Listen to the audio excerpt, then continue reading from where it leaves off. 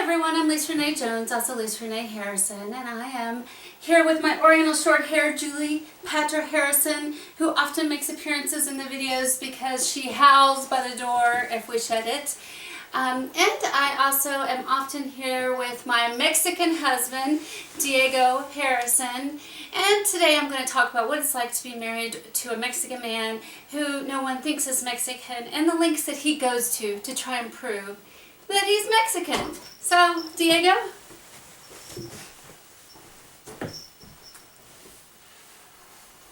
What are you doing? What? What are you doing?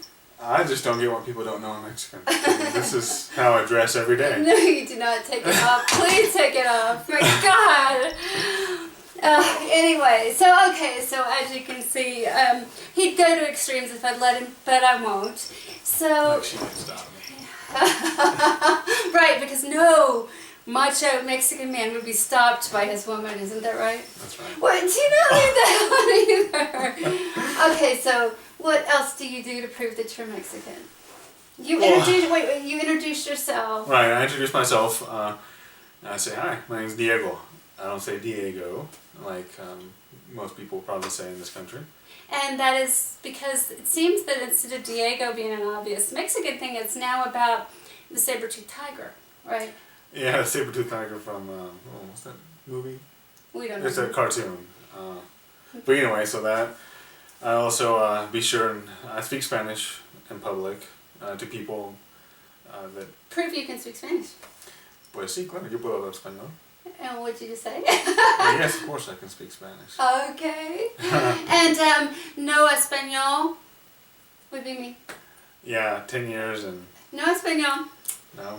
When I was in the staffing business, I used to say, trabajo mañana, and he can't stand that I would say work tomorrow. He can't stand the way I say it, right? Yeah. And, okay, so the inner little things you do to prove you're Mexican, like what else? Well, if I'm walking down the road or pulled over at a light and or stopped at a light, and I see another Mexican guy walking by or in the car next to me or whatever, I just say, what's up? But I say it what I think is the Mexican what's up. Which is what? It's just... Yeah, but it comes more natural when you're in, the I've been moment. practicing that, but it doesn't work for me. They still don't think I'm Mexican. It doesn't look the same. No. Like... Okay, so, what else? What else? What else is there? The whole La Raza thing is the whole inner circle. So, you gotta prove you're Mexican. Oh, what about when you were almost robbed in Mexico? Oh, right. I was jogging in Matamoros. I used to live there. And I want to say gang, because there was about 5 or 6 of them, guys, young guys, teenagers. They got in front of me, stopped me, because they kind of blocked up my path. And they had bats and I think some other weapons. And they yanked my gold chain, and they were about to, I guess, take more, or see if I had any more. But then I talked to them in Spanish. And I What'd you say? said, I can't remember exactly what I said, but something to the effect of, what the hell are you doing? How do you say that in Spanish? There's no direct translation for that. I think I just said, ¿Qué chingas estás haciendo? And did you say it really calmly like that? No, I said it angry. And they're like, oh, sorry. I didn't know you were Mexican. Here's your stuff back. Be careful. But he's saying this so calm, but in real reality, he was going, oh my gosh, please believe I'm Mexican and give me my stuff back and don't hurt me. Right?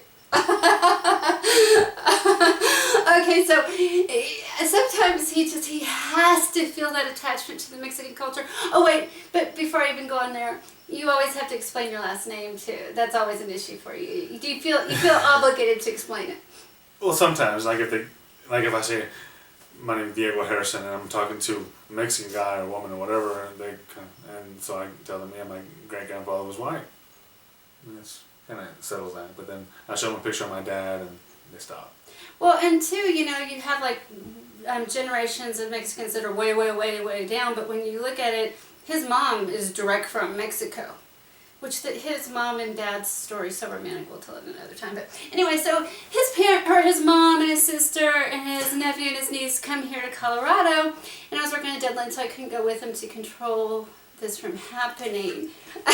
And so they come back, and the first thing that his mom, Maria, says is, I told him, Lisa, that you were not going to be okay with this.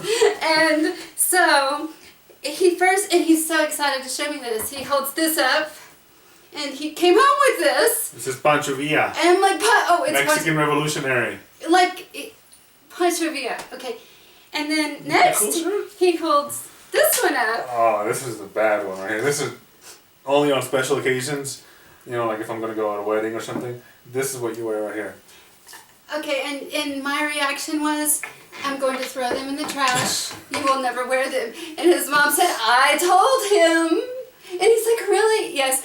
But then, this is the hilarious part, there was another one, and he sent it to his dad, who loves it and wears it. And I said, oh, that's because he doesn't have a woman at home to tell him that he's not allowed to wear that. Right? I don't know, no. Yes. A woman yes. doesn't. Yes. I just haven't found the right occasion to wear them when I'm with her.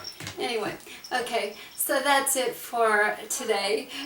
See you soon, everyone.